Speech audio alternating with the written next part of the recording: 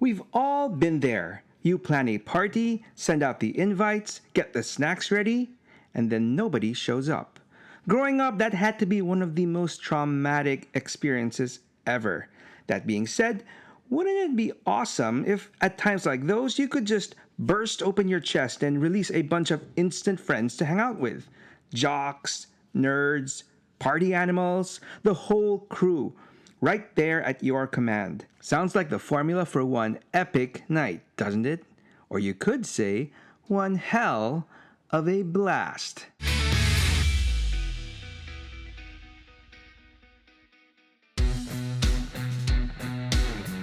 When something works, the obvious thing to do is to replicate it. And after Soundwave and his little army of cassette warriors shot up to the top of so many Transformer fans' favorites lists, it was inevitable that his Autobot counterpart Blaster would get his own posse too. Now, back in the 80s, they said you could tell a lot about someone by their music collection. Whether it was a jumble of tapes stuffed into the car's glove box or neatly stored in a Case Logic organizer, the same could be said for Blaster, who, like Soundwave, literally carried his personal entourage in his chest, ready to be deployed for an instant battle or party. Blaster sure had an impressive collection, and not just of tapes, but of personalities. His cassettes weren't just add-ons, they were the 80s toy aisle equivalent of deep-cut B-sides. I mean, everyone knows Soundwave's lineup by heart, but Blaster's crew, you had to be in the know. I liken them to those cult favorites, the mixtape tracks you bragged about finding before anyone else did. And while admittedly Blaster's boys never quite reached the same heights of fame as Soundwave's hitmakers, there's still plenty to talk about. From a shiny lion that would probably die in my country, a headstrong rhino that values his personal space, to basically a jock and a nerd. Plus a few rarities and international exclusives that only the most hardcore fans would know.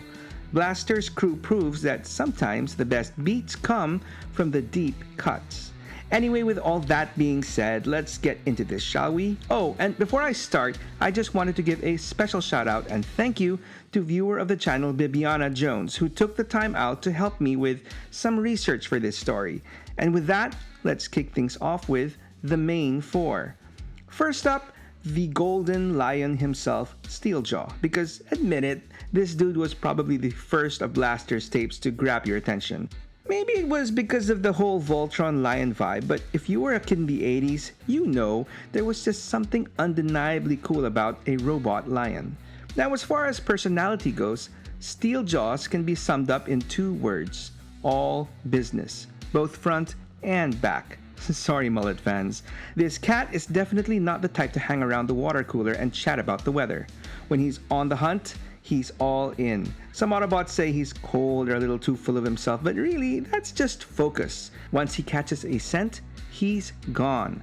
Tunnel vision mode activated. And not even Blaster himself could pull him off the trail. Underneath that stoic exterior though, he does care. He's just more of the actions speak louder than roars kind of guy. Armed with powerful jaws that can bite through solid steel and a scanner that can see across the electromagnetic spectrum, not to mention a nose that could probably find a Decepticon hiding in another zip code, Steeljaw's pretty much built for the hunt. What the eyes don't see, the nose knows. Now, I can buy the whole bite through metal thing. I mean, lions aren't just famous for their luscious locks, am I right? But the whole tracking angle, that's more bloodhound territory than big cat country, which might explain why the name Steeljaw has gone to the dogs in later Transformers continuities. Literally, you've got the pet cyber dog of the Wrecker Leadfoot from the Dark of the Moon movie, the alien wolf things that hang around Lockdown's ship in Age of Extinction, and even that snarly Decepticon werewolf-looking guy from Robots in Disguise.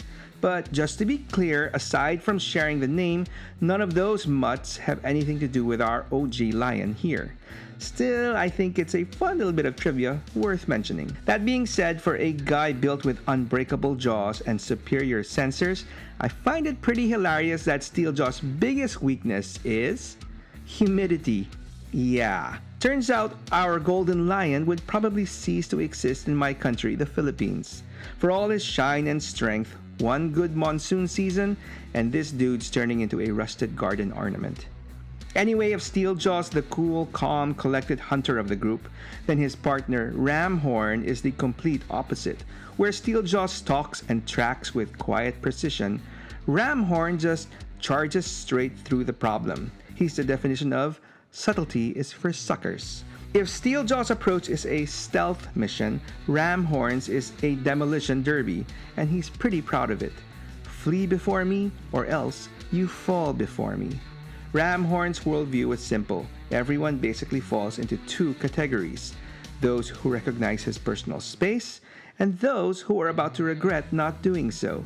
Even fellow Autobots tread lightly around him, because one wrong move and you're getting an unsolicited lesson in RESPECT. Find out what it means to Ramhorn. Let's just say this dude's not big on conflict resolution, unless it involves launching you across the room. That said, beneath all that pent-up aggression and territorial rage, there is a softer side buried somewhere underneath those metal plates. Ramhorn won't tolerate anyone threatening someone whom he feels has treated him with respect. Once you've crossed over to his good side, Ramhorn's got your back. Now, when it comes to combat, Ramhorn is basically a freight train with rocket boosters. His charging power can flip an 18-wheeler like it's a lunchbox. And if that's not enough, he's got twin missile launchers that fire heat-seeking rockets with scary precision. Even in cassette mode, he's dangerous. He can shake apart machinery just by being plugged in, a walking earthquake in a compact format that can turn Rumble blue. Oh wait, Rumble already is blue, isn't he? And speaking of the color blue, next up is the blue man of the group. See what I did there? Eject, the Autobot who brings the noise, the commentary, and just a little bit too much sports metaphors to every mission. If Ramhorn is the muscle and Steeljaw's the hunter, then Eject is the voice of the team. And believe me, he never shuts up. This guy doesn't just fight battles, he calls them. If there's an explosion or a punch being thrown, chances are Eject's already yelling, "Bang! He's on fire!" like he's narrating the highlight reel of his own life. He's what you'd call an armchair quarterback. Every skirmish is a playoff game, and every mission's a Super Bowl. Surprise Decepticon attack? That's a blitz. Precise laser hit? Nothing but net. He's even been known to drop a "Mama, there goes that mech" when he lands a solid hit. Since discovering Earth's sports culture, Eject's become completely obsessed. Baseball, basketball, basketball. To him, the Autobots aren't soldiers, they're teammates. The war isn't just about survival, it's about spirit. Eject hopes to bring some of that positive team player energy back home someday, given the most popular idea of sport in Cybertron would be, well, gladiatorial death matches. Underneath the non-stop chatter though, the guy's got some real skill. He can tap into and decode multiple frequencies at once, pulling live tactical data, comms, chatter, and of course, ESPN. He's got 2 electric overload rifles that can short-circuit Decepticon brains faster than a referee's whistle. And he somehow manages to narrate the entire thing while doing it. The only problem? Sometimes he's a little too tuned in. You could be yelling for backup while he's in the corner going, "He's heating up!" as the battle rages on. Man, I just love that game. Boom shakalaka!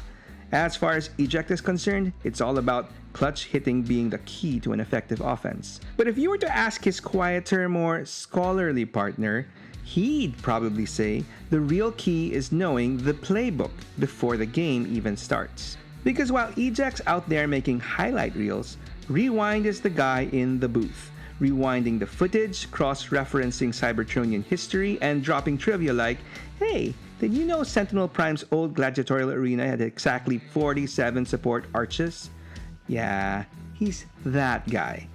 Rewind's got his unquenchable thirst for knowledge, not just the big stuff, but the weird, tiny, why do you even know that kind of facts. To him, the universe is one big encyclopedia just waiting to be indexed, filed, and maybe alphabetized for fun. He's the type who'll spend a week cataloging the architectural variations of Decepticon fuel depots just because he can. But even with his data-driven mindset, he's no cold machine. Rewind's friendly, approachable, and always down for a good trivia challenge. assuming it doesn't derail an actual mission, which, let's be honest, it sometimes does. As Rewind sees it, too much information is never enough. When it comes to tech, Rewind's no slouch either. He's basically a walking archive equipped with a near infinite light matrix memory system that lets him store, sort, and retrieve data faster than Blaster can drop a beat. He can even unleash bursts of light from his databanks bright enough to blind enemies. Think of it as the world's nerdiest flashbang. For self-defense, he's packing a pair of adhesion rifles that fire unbreakable metal bonding glue. Not exactly flashy, but surprisingly effective when you want to keep a Decepticon stuck in their place. Still, his brain's both his best weapon and his biggest weakness. The guy's so addicted to that rush of collecting information that he sometimes crashes his own mental hard drive. And when he overloads, it's not pretty. But give him some time to defrag and he'll be right back at it, diving deep into the archives, because for Rewind, history isn't just something you study, it's something you live through, one data file at a time. So when you look at these four as a whole, I think it's pretty cool seeing how each represents a different beat in Blaster's personality mix. Steeljaw is the instinct, the primal drive that always hunts down the truth. Ramhorn is the muscle, the raw power that charges headfirst into chaos. Eject brings the energy, the voice of the crowd hyping up the team with the never say die enthusiasm. And Rewind, he's the memory, the archivist who makes sure the stories of their battles, big or small, never fade into static. Together, they make up Blaster's greatest hits, a perfect playlist of loyalty, attitude, and style. But of course, no self-respecting DJ stops at just 4 tracks. Oh no, Blaster's catalog goes deep. Hidden in his collection are some true B-sides and uncut gems, the kind of names that only the most dedicated fans might recognize. I'm talking about the air and land duo of Rain Dance and Grand Slam and their combo fusion Slam Dance, and even a few rare imports like Flipsides and Sundor. So let's drop the needle on side B and see what these unsung tapes bring to the mix. So while most of Blaster's crew specialized in action, this next duo focused on something far more meta, documenting the whole thing. Meet Rain Dance and Grand Slam, the Autobot equivalents of a field reporter and a war correspondent, except one's got wings and the other treads. The video correspondent, Rain Dance, is the flashy one, the young, cocky reporter always looking for that perfect shot, preferably one with himself in it. He's the kind of guy who'd risk a missile barrage just to get better lighting. His motto says it all. Every picture tells a story. And if he had his way, that story would hopefully turn him into an intergalactic star. His partner, the audio correspondent, Grand Slam, on the other hand, is old school journalism all the way. Stoic, serious, and allergic to sensationalism. Long before choosing a side, he covered conflicts across the galaxy, determined to tell the truth no matter who it offended. The Decepticons tried to turn him into a propaganda tool, but when he refused to be their spin doctor, they locked him up and tortured him for it. The Autobots rescued him, and ever since, he's used his recordings to capture the brutal reality of war. Not the glory, but the cost. His mantra says it best. The sounds of war are history speaking. Now, when these two combine, they become Slam Dance, the ultimate fusion of Rain Dance's flair and Grand Slam's integrity. Think MTV meets BBC, but with missiles. Slam Dance acts as the Autobots' intelligence coordinator, sorting through mountains of data and battlefield reports to find the truth beneath the noise. He's proud, meticulous, and maybe just a little too eager to take the mic for himself during briefings. His belief? Information is only as accurate as the being who gathers it.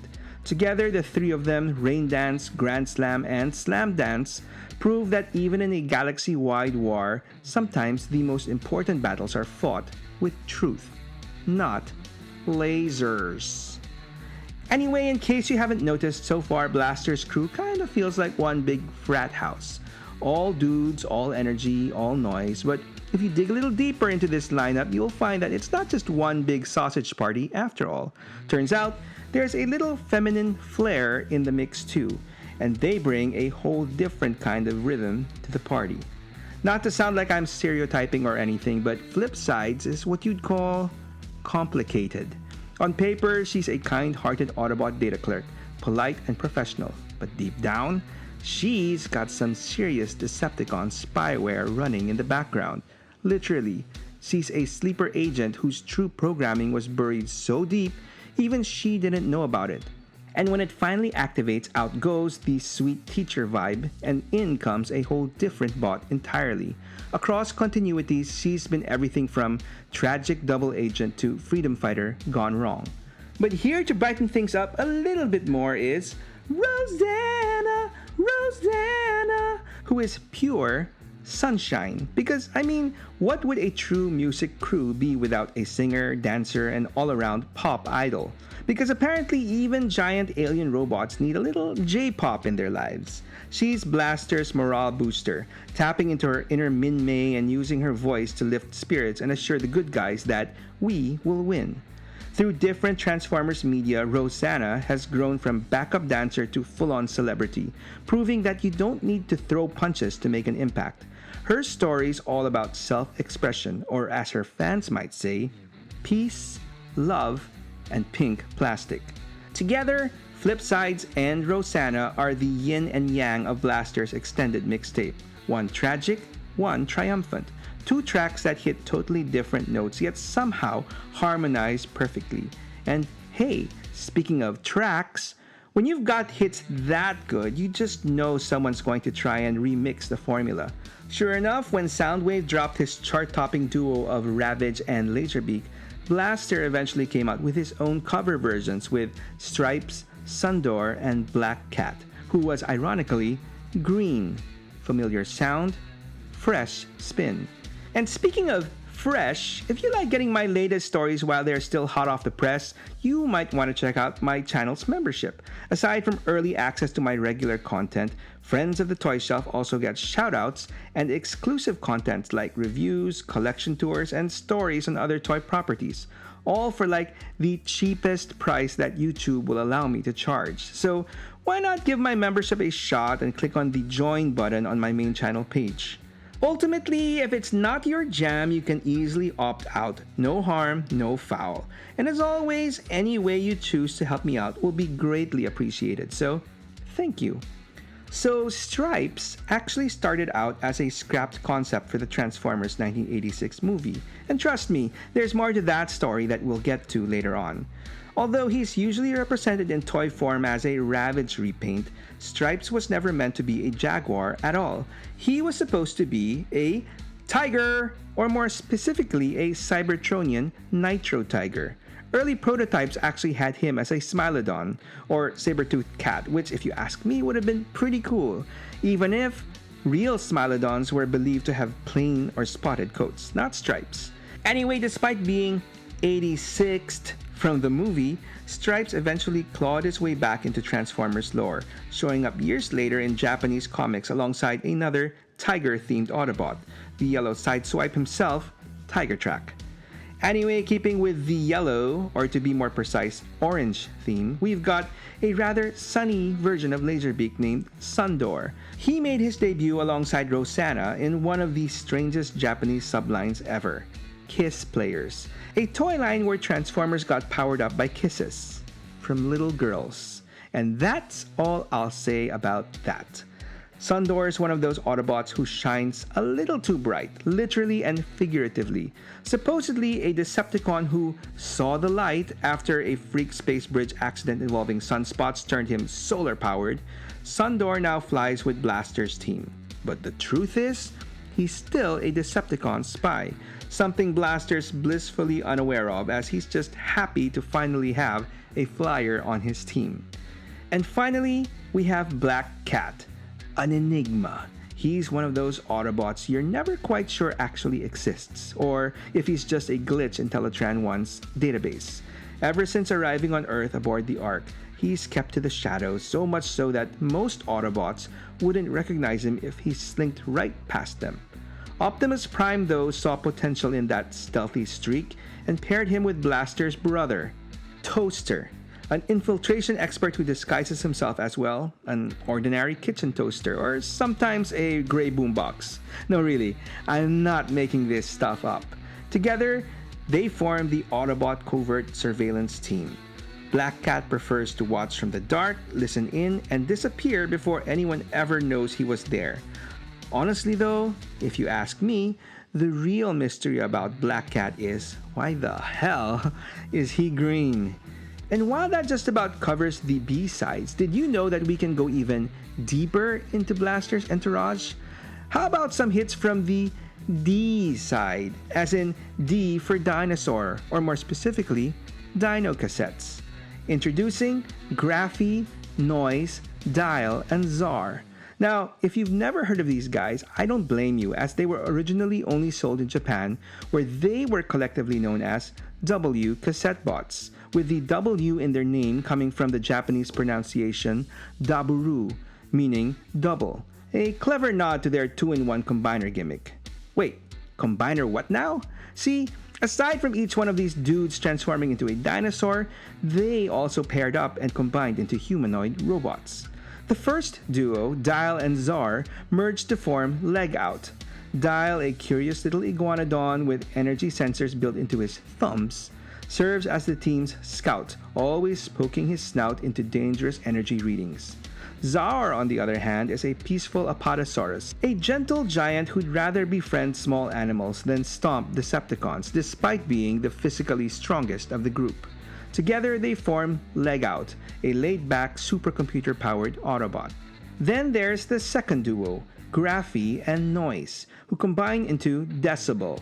Graphy transforms into a Pteranodon and serves as the team's aerial intelligence officer, calm, precise, and observant.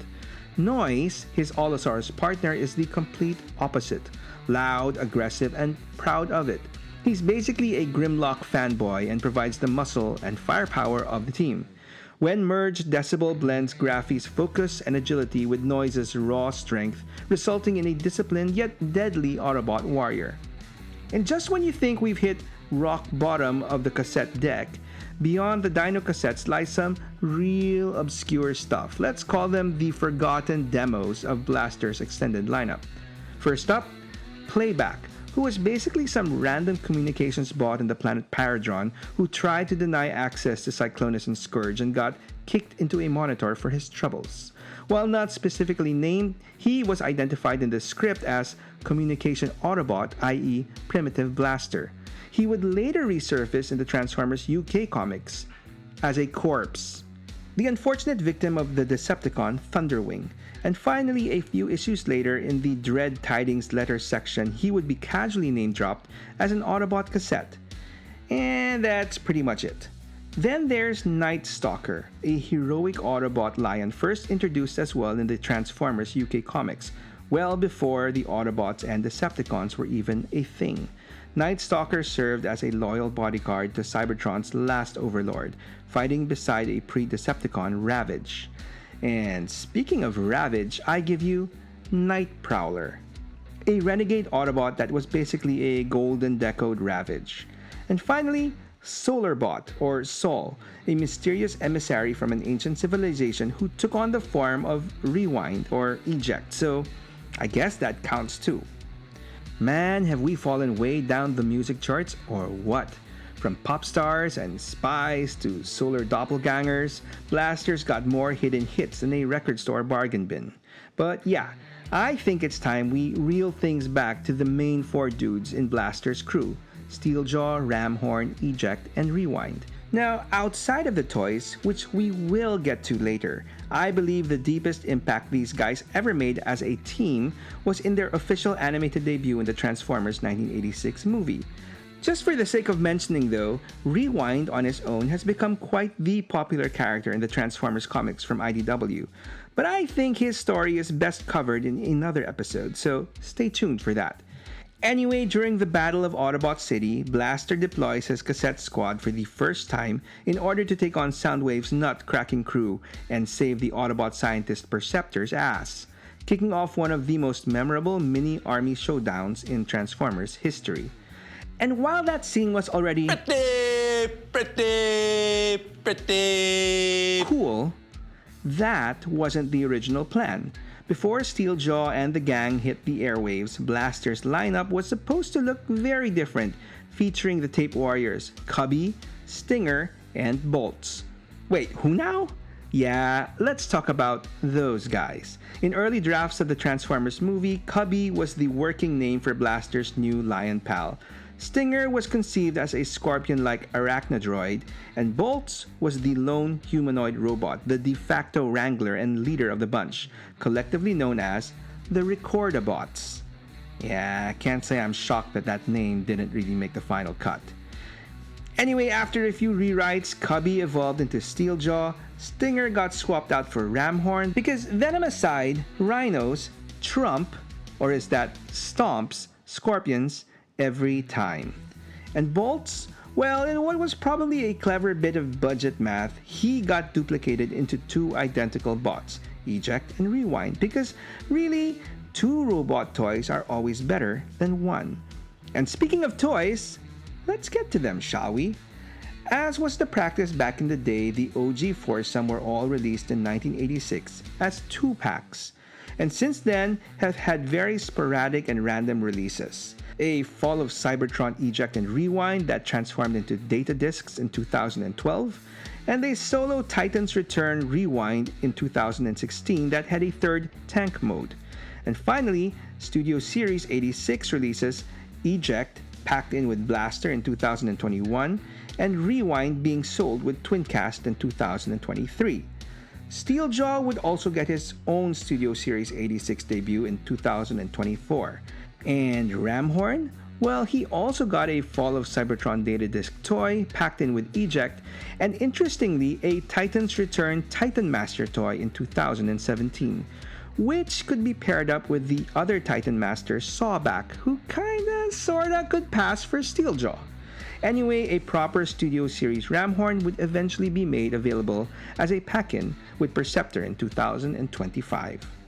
On the Masterpiece front, while we don't have anything official, third-party company Keith's Fantasy Club, or KFC, was nice enough to get the ball rolling way back in 2013 with Fader and Hi-Fi, their take on Eject and Rewind, and in 2015 with Rhino Horn and Iron Paw, aka Ramhorn and Steeljaw, as well as this dude, Scorpionator, who I imagine was inspired by the scrapped concept of Stinger. And you know, they were all okay for the time. To their credit though, KFC did give us 2.0 versions of Rhino Horn and Iron Paw in 2023, which were very much improved. But by that time, third-party juggernaut Fans Toys had already released what many, including myself, considered to be the definitive masterpiece versions of Blaster's main four dudes: Loudspeaker and Amplifier, Erase, and Fast Forward. That is, unless you prefer something bigger, as in actual size cassette alt modes. In that case, Ocular Max has got your back with Tempo, Pitch, and Motif, released in and around 2022, with the final dude, Forte, set to be released like any time now. Moving on, we've got the reporting team of Rain Dance and Grand Slam, who got their original toys released in 1988 that could combine into Slam Dance. And since then, the only modern official version of this duo would be a retool of the Duocon Flywheels, who now goes by the name of Skytread for the Siege toy line in 2019. Unofficially though, another third-party company called Dr. Wu released a cute set of Traveler Plane and Patriot Tank who together combined to form Sword Dancer, that all fit perfectly within the mainstream Legacy line. And aside from all the W cassette bots who were released in Japan in 1987, that would cover all the original molds for Blaster's army because everyone else made it to plastic forms as repaints. Flipsides and Rosanna were basically recolors of Eject and Rewind, both released as Japanese e-hobby exclusives in 2006 and 2007 respectively, and Ocular Max repaints as well. And while we're at it, given that he took on their form, Solarbot was also another translucent yellow version of this mold, also released as an exclusive in 2013. The orange Laserbeak Sundor was released in the same eHobby exclusive set as Rosanna in 2007, and then later in 2012 as a Fall of Cybertron data disc sold with Rewind. And Night Stalker was a black redeco of the OG Steeljaw armed with Ravage's side rockets, and was released with a Japanese reissue of Twincast along with Stripes, a tiger stripe decoed Ravage fitted out with Steeljaw's winged weapons. Stripes would also get a modern unique mode in 2016's Titan's Return line that had a third jet mode, and both Night Stalker and Stripes would surprisingly get official Masterpiece releases in 2017. And while Stripes is unsurprisingly a repainted and slightly retool of Masterpiece Ravage, Night Stalker is actually an all-new mold, which curiously, to this day, Takara has yet to release as Steeljaw. Anyway, while we're still in the Ravage repaint discussion, the Golden Night Prowler was released as part of an exclusive Linkin Park Soundwave Special Edition set in 2013. And while the Green Black Cat got its only official non-transformable toy as part of another exclusive set, this time sold by the Transformers Collectors Club in 2017. And that, I believe, covers all the toy. Oh wait, one more. The Autobot Knock, who while traditionally known as the Power Master partner of Double Dealer, also got a toy that was a retool of Siege Rumble, which means in the modern era, he transforms into a cassette. So yeah, in my book, that counts too. And speaking of counts, do you know which Decepticon is fond of a counting for Energon supplies his fellow Decepticons use up? Well, that would be the Decepticon Rat-Bat. If you want to know more about this senator turned bat, I've got his story over here. Or if you want to watch my latest video, you can check it out over here. Either way, thanks for watching, and I hope to hear from you in the comments below. Go ahead and tell me your story.